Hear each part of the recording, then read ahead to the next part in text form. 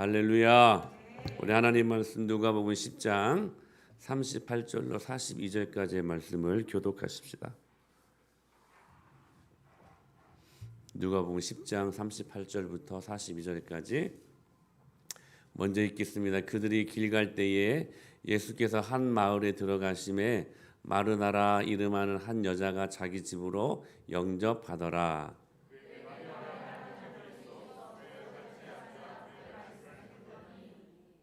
마르다는 준비한 일이 많아 마음이 분주한지라 예수께 나아가 이르되 주여 내 동생이 나 혼자 일하게 두는 것을 생각하지 아니하시나이까. 그를 명하사 나를 도와주라 하소서.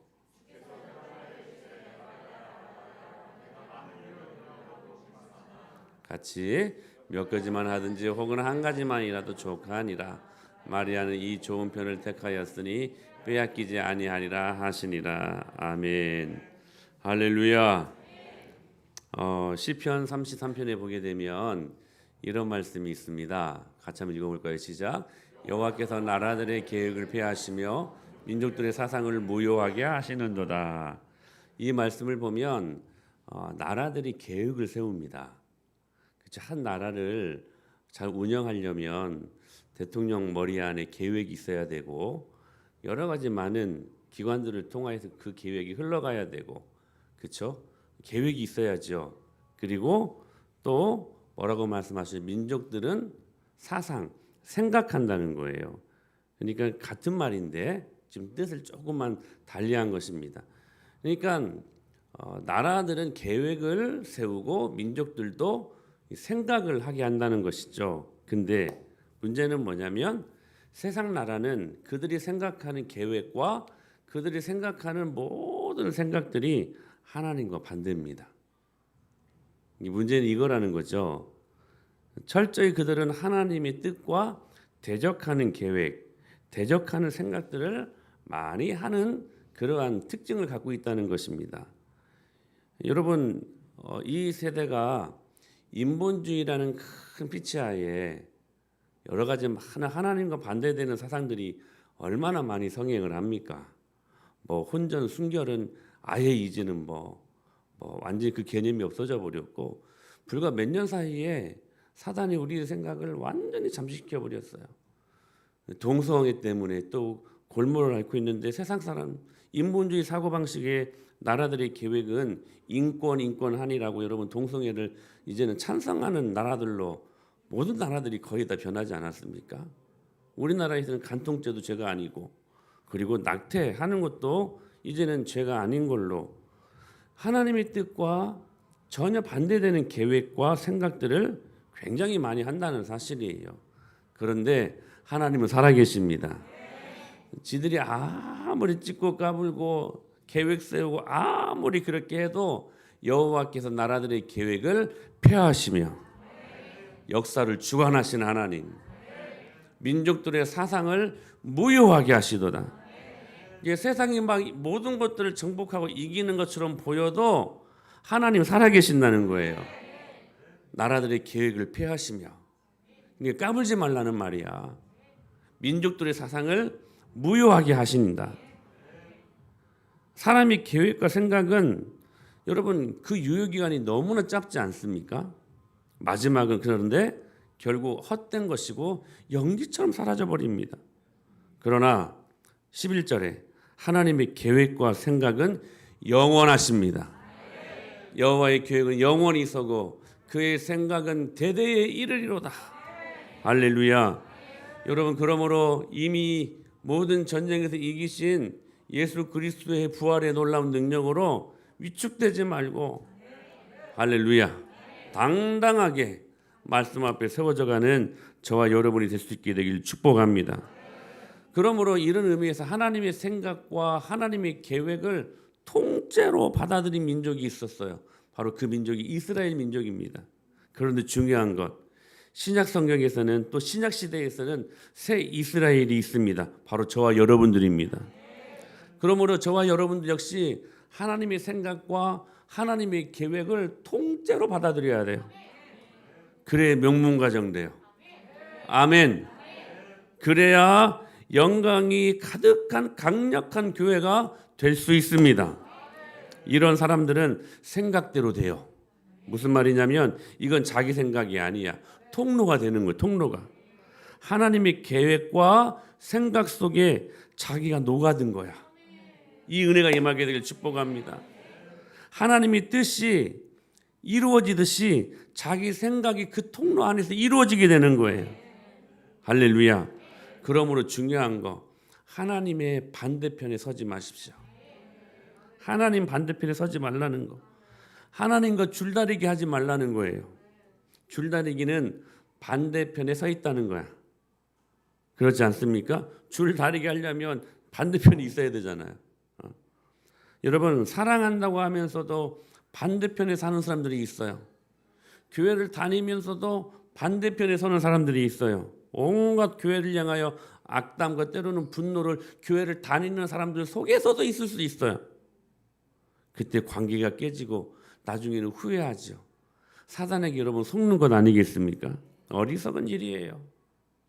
그래서 특별히 우리가 어익함 사역을 하면서 이거 조심하자고 말씀드렸었죠.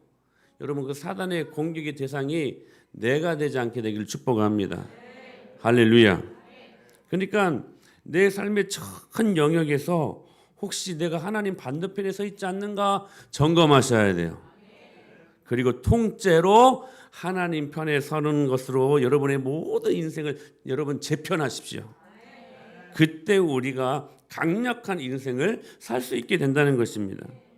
그런 의미에서 저는 기도할 때 떼쓰는 기도가 아닌 것 같아요. 물론 어떨 때는 하나님이 원하시는 그런 모양대로 우리가 강청기도, 소위 이런 기도를 우리가 강청기도라고 하는데, 강청기도가 처음 어린 아이들한테는 필요해요. 근데 어느 정도 영적인 수준이 올라가면 이런 기도는 좀 보류하셔야 돼요. 뭐냐면 내가 원하는 것을 떼써서 얻겠다고 하는 것은 어떤 의미에서는 신앙이 아닙니다. 그건 기복이지. 여러분, 오히려 신앙은 뭐냐면 죽지 않은 자아를 계속해서 기도로 죽이는 게 우리들의 신앙생활 아닙니까? 그래서 예수님도 제자를 부르실 때 첫 일성이 뭐였어요? 아무든지 나를 따라오려거든 자기를 죽이라고 말씀하셨습니다. 자기를 부인하라, 이 말씀은 자기를 죽이라는 말이었어요. 그런데 내가 원하는 것을 떼써서 얻겠다고 하는 것은 어떤 경우냐면 죽지 않은 자아의 몸부림일 뿐, 그것이 결코 하나님 편에서 보기 좋은 모습은 아니라는 것입니다. 어떤 분들 그래요. 보좌를 흔드는 그런 기도가 있어야 된다. 여러분, 물론 우리의 기도가 하늘 우편 보좌를 움직이는 능력이 있음을 믿습니다. 더 중요한 것은 먼저 내가 흔들리고 내가 깨져야 된다는 거예요. 보좌를 흔들기 전에 내 마음이 먼저 세상의 더러운 것들로부터 요동을 치고 하나님 말씀 앞에 내가 깨져야 된다는 거. 할렐루야. 그러니까 이런 의미에서 강청 기도가 아니라 여러분 주권 기도가 맞는 것 같아요. 주권 기도. 항복 기도. 여러분, 하나님의 주권에 굴복하는 기도가 바른 기도입니다. 야복강에서 이스라엘 야곱이 하나님의 사자와 씨름했을 때 여러분 결국 그 하나님의 사자 앞에 그가 항복하지 않습니까? 항복하지 않습니까? 할렐루야. 어떤 이들은 하나님이 제 기도 안 들어주신다고 실망하고 때로는 원망하고 불평합니다. 왜 하나님이 나의 기도에 침묵하시는가? 여러분, 결코 아닙니다. 하나님은 항상 여러분들에게 응답하시고 말씀하십니다. 여러분, 이거 기억하셔야 돼요. 하나님이 여러분들에게 침묵하시는 분이 아니세요. 하나님은 항상 여러분들에게 말씀하시고 여러분들의 기도에 항상 응답하시는 분이세요. 다만 중요한 거 이거예요. 내 생각과 내 계획으로 가득 차가지고 도통 하나님의 말씀이 들어올 틈이 없는 거예요. 그래서 여러분 못 듣는 것처럼 우리가 착각하는 것이지, 하나님은 하나님의 백성들이 기도할 때마다 항상 말씀하시고 항상 응답하십니다. 그러므로 여러분 하나님 앞에 나아갈 때에 백지 들고 나가세요. 백지 들고 나가셔야 돼요. 거기에 하나님의 뜻이 쓰여지는 것을 기대하며 나아가십시오. 지금은 안 그러는데 프린트 할 때에 종종 이면제를 많이 자주 사용했습니다. 종이 아끼려고. 근데 그게 종이 아끼는 게 아니더라고요, 이게. 한 번은 설교를 준비를 하고 이제 인쇄를 하려고 프린트를 하려고 하는데 이 이면제를 이제 넣는데 한 번은 방향을 잘못 넣어 가지고요. 인쇄된 곳에 또 다시 덧붙여 가지고 인쇄되었습니다. 근데 제가 한번 좋지도 않은 눈으로 그 내용을 한번 보려고 했는데 도무지 알아볼 수가 없어요. 도무지 알아볼 수가 없어요. 여러분 이런 거 아닐까요? 내 계획과 내 생각 위에 하나님의 계획과 하나님의 생각이 덧 인쇄되면 그래서 여러분 우리가 알아볼 수가 없는 거예요. 여러분 백지로 주님 앞에 나아가십시오. 거기에 하나님의 계획과 하나님의 생각이 인쇄될 것을 기대하면서 기도의 자리로 나아가십시오. 아직도 이면지에 가득 차 있는 글씨처럼 내 생각과 내 계획을 갖고 하나님 앞에 나아가니까 그분이 아무리 그분의 생각과 그분의 계획을 알려준들 이게 덧입혀서 보이니까 도통 하나님의 뜻과 계획을 알아볼 수가 없는 거예요. 알아볼 수가 없는 거예요. 사랑하는 여러분, 영원한 것은 하나님의 계획과 하나님의 생각인 것을 믿습니다. 통째로 받아들이십시오. 통째로. 그러면 여러분의 신앙의 전성기가 여러분의 삶 가운데 이루어질 것을 믿습니다. 그런 의미에서 오늘 본문에 보면 내 생각과 예수님의 생각이 다르다는 것을 우리는 이 본문에서 볼 수가 있게 돼요. 하루는 마르다 마리아 집에 예수님이 방문하셨습니다. 여러분 이야기를 잘 아시죠? 그때 마르다는 식사를 준비합니다. 그래서 여러분 전국 그 교회별로 전도회가 있는데 마르다 여전도회는 하기 싫어라 해요. 다 마리아 하기를 원하지. 마르다가 식사 준비를 하거든요. 근데 마리아는 예수님 발치에서 말씀만 듣습니다. 오늘 본문 한번 보실래요? 39절 시작.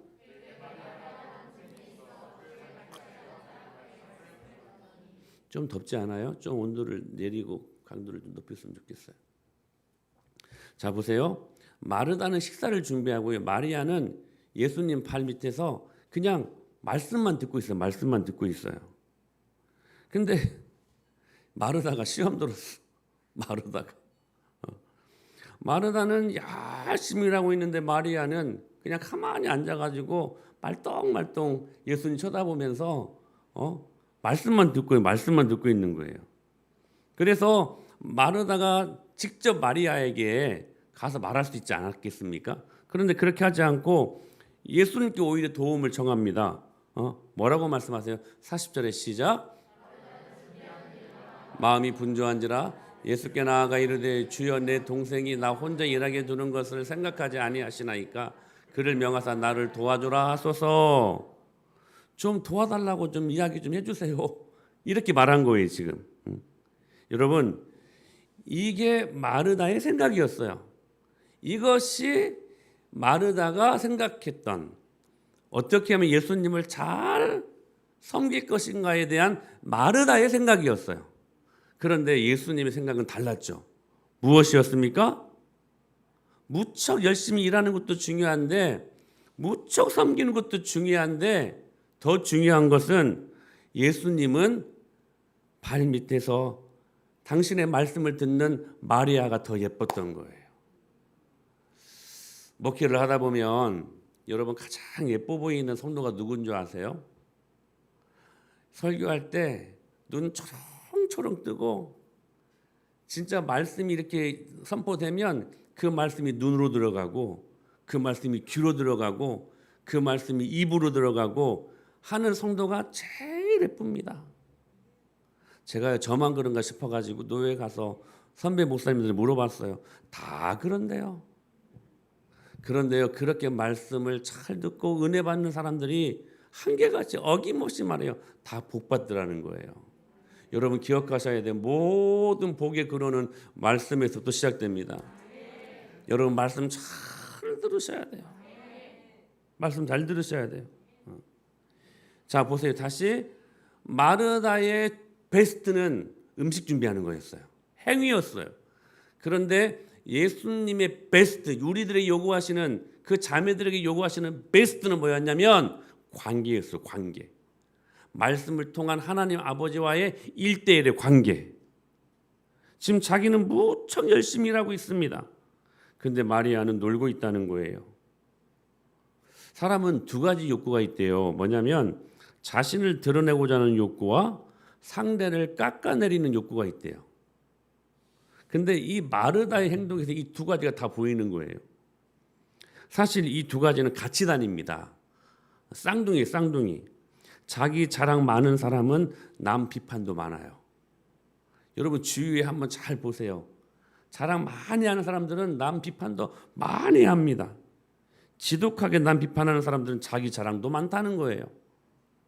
지금 마르다의 생각, 즉 예수님을 극진히 베스트로 모시는 그 방법, 그 마르다의 생각은 뭐였냐면 행위에 있었어요. 음식 최선을 다해서 준비해서 대접 잘하자. 물론 그 생각도 예쁘지 않습니까, 여러분? 그런데 예수님이 더 원하시는 것은 마르다의 행동을 아예 그냥 무시한 게 아니에요. 그것도 귀한 거라고 말씀하십니다. 그런데 예수님의 생각은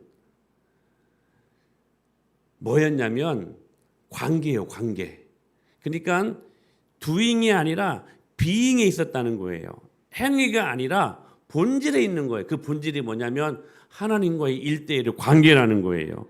하나님은 그걸 원하셨다는 거예요. 그러면서 41절에 이렇게 말씀하셨어요. 시작. 내가 많은 일로 염려하고 근심하나. 무슨 말씀이에요? 네가 많은 일로 염려하고 근심하는구나.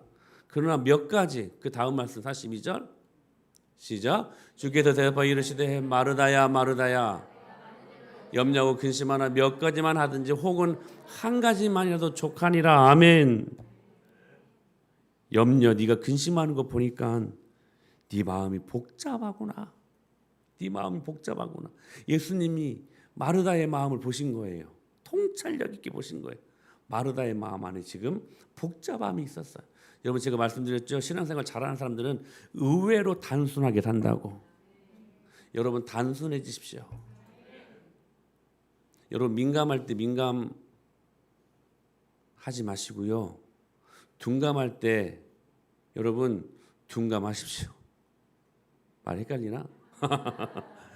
민감할 때 둔감하시고 둔감할 때 민감하십시오. 이때 아멘해야 돼. 같은 맞는 말이야. 민감해야 될 때 우리는 멍청이처럼 둔감해야 돼. 예? 아멘? 근데 둔감해야 될 때 둔감해야 되는데 민감해버려. 민감해버려요. 여러분 이거 아셔야 돼요. 지금 마르다의 마음이 복잡했어요. 복잡했어요. 염려하고 근심하는 거 보니까 마음이 복잡하구나. 네 마음 잡는 일부터 집중하면 좋겠구나. 이 말씀이었어요. 즉 내면의 세계를 먼저 바로 세우라고 하시는 말씀이었어요. 즉 마음 중심에 평안이 없어서 분주한 것이라는 거예요. 이게 굉장히 중요한 말이에요. 일이 많다고 분주한 게 아니야. 우리는 일이 많으니까 분주한 것처럼 생각하는데 여러분 우리 예수님 얼마나 공생의 3년 동안의 시간들 동안 분주하셨습니까? 정말 살인적인 스케줄을 3년 동안 완벽하게 소화하신 분 아니십니까? 예수님 바쁘셨어요. 그런데 중심의 평안을 결코 놓친 적이 단 한 번도 없으셨어요. 왜 그래요? 마음의 중심을 잡고 있었기 때문에, 마음의 평안을 유지할 수 있었기 때문에. 일이 많다고 분주한 게 아니야. 기억하셔야 돼요. 마음의 평안이 없으니까 분주한 거야. 이것저것 그 두려움과 염려를 이것저것으로 막 바쁘게 채우려다 보니까 분주한 것이지, 일이 많다고 분주한 게 아니란 거예요. 중요한 건 여러분의 마음속에 평안이 있어야 된다는 거예요.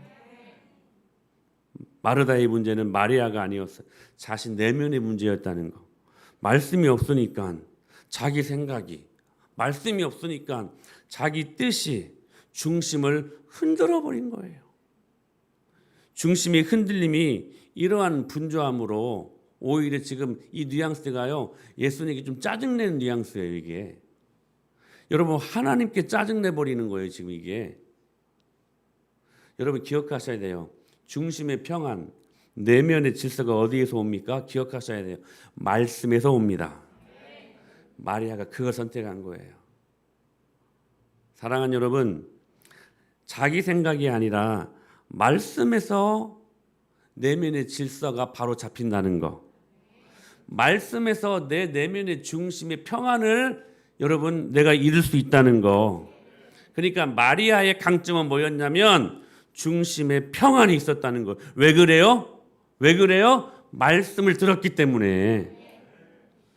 바른 신앙은 열심, 뜨거움만으로 표현되어서는 안 된다는 거예요. 내면의 질서가 필요하다는 거예요. 말씀 없는 사람이 무질서는 비난과 짜증과 허망의 형태로 드러나지 않습니까? 여러분, 평안하지 아니하면 그러므로 말하지 마세요. 그게 지혜로운 방법이에요. 어떤 분은 정말 그러신데요. 성령 충만하지 아니하면 말하지 않는데요. 성령 충만하지 않음으로 말미암아 말할 때에 그 말이 사람들에게 독이 될 수 있기 때문에 여러분 기억하셔야 돼요. 마음의 평안을 잡으세요. 근데 그 평안이 어디에서 오느냐? 하나님의 말씀을 들을 때 온다는 거예요. 여러분, 그 주님의 코칭을 한번 들어보십시다. 자, 시작. 주께서 대답하여 이르시되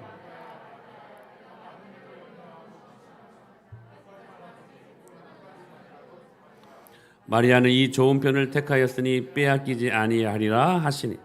다시 한번 말씀드리요, 여러분, 행위가 아니라 관계입니다. 관계. 그 관계에 주님 말씀이 먼저라는 거예요.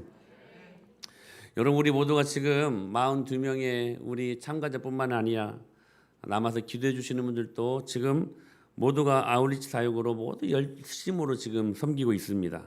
근데 여러분, 우리가 주의하셔야 돼요. 이 사역 때문에 오히려 예수님과의 관계 속에서 평안이 깨질 수도 있다는, 그게 사단의 공격이에요. 기억하셔야 돼요. 그러므로 우리가 준비도 중요하지만 마리아처럼 예수님과의 관계에 초점을 깊이 맞추어야 돼요. 즉 주님 말씀 듣는 걸 더 기뻐하셔야 돼요. 연습 막 열심히 하고 피곤해가지고 새벽 예배 못 나오는 일들은 없어야 돼요. 아멘. 여러분, 이 말씀 잘 들어야 돼요. 어떤 찬양팀은 찬양을 기가 막히게 해요. 그리고 젊은이들 열광해요. 근데 말씀 듣는 시간에는 다 졸아요. 그러면 안 된다는 거예요. 그러면 안 된다는 거예요.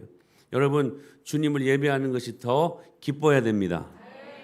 주님을 예배하는 것이 더 즐거움이 되어야 돼요. 그래야 우리들의 사역에 열매가 있는 거예요. 점검하셔야 돼요. 내 행위로 주님을 기쁘게 하려고 했던 우리들의 모습이었다면 오늘 이 시간에 회개하셔야 돼요.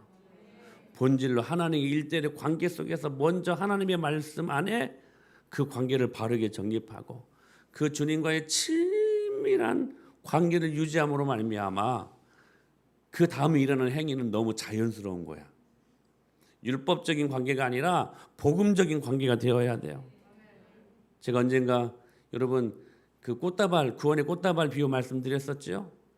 한 아이가 예쁜 꽃다발을 생일 선물로 여자친구한테 받았어요.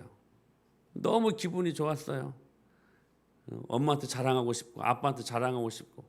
근데 그 꽃다발을 여자친구한테 받았으니까 생일 선물로 자기 책상 위에 딱 놓습니다. 딱 놓으니까 책상에 너무 어울리질 않는 거예요. 책상은 엉망진창이야. 막 여기저기 막 책과 여기저기 막 연필과 완전히 그냥 엉망이에요. 이 꽃다발이랑 보니까 너무 어울리지 않는 거예요. 그럼 어떻게 해야 돼요, 여러분? 꽃다발을 치워야 됩니까? 책상 위를 치워야 됩니까? 책상 위를 치우는 것이죠. 그 꽃다발이 너무 예쁘니까 아름답고 향기도 너무 좋고 하니까 여러분 책상을 치워야 되는 게 맞지 않습니까? 근데 여러분 그것은 너무 자연스러운 거예요. 복음은 이런 거야. 복음에 우리가 구원의 꽃다발을 받았기에 그 구원의 꽃다발이 너무 아름다우니까 내 더럽혀진 책상을 치우고 내 더럽혀진 내 방을 치우고 왜? 구원의 꽃다발과 어울려야 되니까. 이게 행위는 내가 복음으로 말미암아 말씀으로 말미암아 하나님의 영광을 온전히 경험했다면 그 구원의 아름다운 꽃다발에 어울리는 우리들의 행위가 자연스럽게 우리 삶 속에서 이루어지게 된다는 사실이에요. 억지로 하는 게 아니에요. 이게 복음과 율법과의 관계예요. 할렐루야. 우리는 모두 구원의 아름다운 꽃다발을 받은 하나님의 사람들 아닙니까? 말씀이 먼저라는 거예요. 그 주님과의 일대일의 충분한 깊이 있는 관계를 통하여서 그 은혜를 회복하고 나면 우리 마음속에 어떤 반응이 일어나냐면 내가 어떻게 하면 하나님을 기쁘게 할까? 에베소서 6장에서 이렇게 말씀하시지 않습니까? 무엇으로 기쁘시게 할 것인가 너희가 시험하여 보라. 이게 여러분 자연스럽게 되는 거예요. 이게 순종은 자유야. 억지 춘향이 아니라 순종은 여러분 자유야, 자유. 순종은 여러분 내 안에 기쁨이 되는 거예요. 사랑하는 여러분, 오늘 이 은혜가 임하게 되기를 축복합니다. 그래서 마리아가 그 길을 선택한 거예요. 할렐루야. 오늘 이 사역을 위하여서 다시 우리들의 사역을 재점검하고 여러분의 신앙생활을 다시 한번 재점검하고 내가 과연 하나님 말씀 앞에 제대로 서 있는지를 다시 한번 점검하고 하나님 말씀 앞에 그 관계를 친밀히 하는 복된 은혜의 시간들 될 수 있게 되기를 간절히 축복합니다. 아멘, 아멘. 우리 시간 함께 통성으로 우리 기도하십시다.